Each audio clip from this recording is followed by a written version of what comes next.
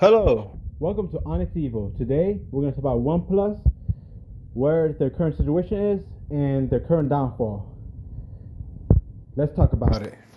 Now, let me make this real clear. OnePlus has been declining in the United States markets for a while, and that trend continues.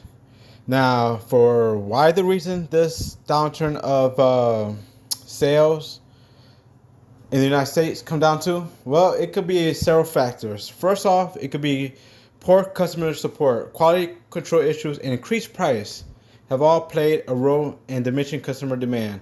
And this is a trend that OnePlus is going through right now. I feel OnePlus is like HTC or LG in terms of their downfall.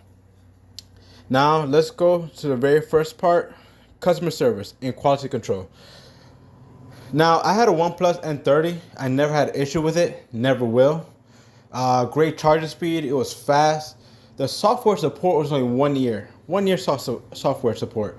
And you can get a Samsung Galaxy A series for the same amount that you pay for OnePlus, and you get more software support. Now, in terms of customer service, some people reported issues with customer support, which negatively impact their perception of the brand. Now, as for me, I never, ever call customer support for OnePlus. I never had an issue with my OnePlus N30.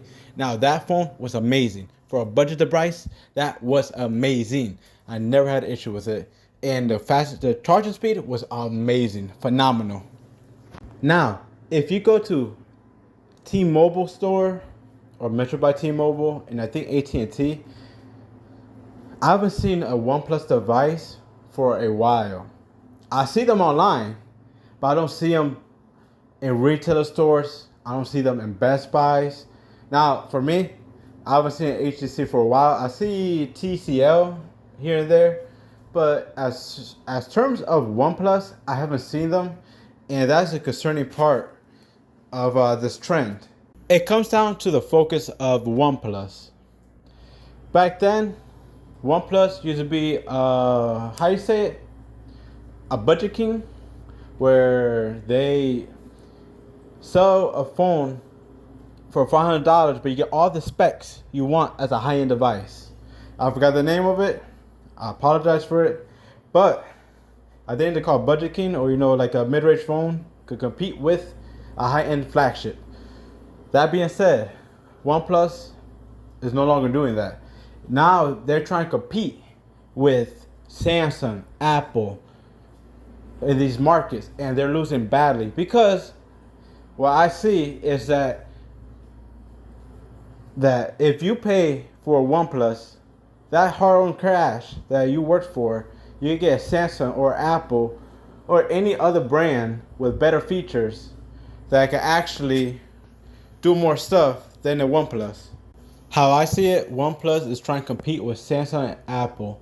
I believe that OnePlus should go back to the roots, make some banger mid-range phone that could compete with Samsung or Apple, these flagship devices that cost $1,000.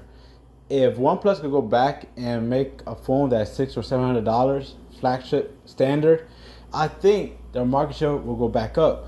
It just OnePlus extended too far, expanded too far, and they don't know what their identity is. That being said, here's some solution that OnePlus could do. Bring those mid-range OnePlus Nord phone back to the United States. Those phones were amazing, great phones, and they sell pretty well in the United States. And it's a shame that you don't see that no more.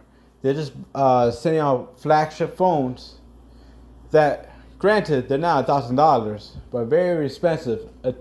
And the economy today is not the best.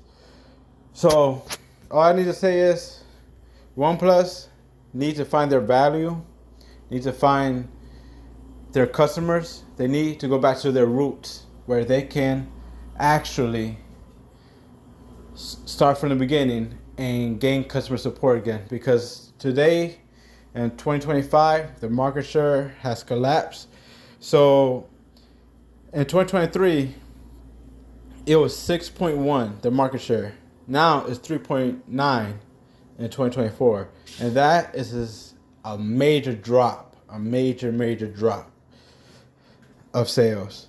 And hopefully one day we're gonna see OnePlus, the flagship killer, rise again. Until then, I think OnePlus is gonna be struggling. Hopefully they can find the roots, because if not, nothing. And the CEO would definitely take those market share from OnePlus. All right, guys, thanks for watching, and see you next time.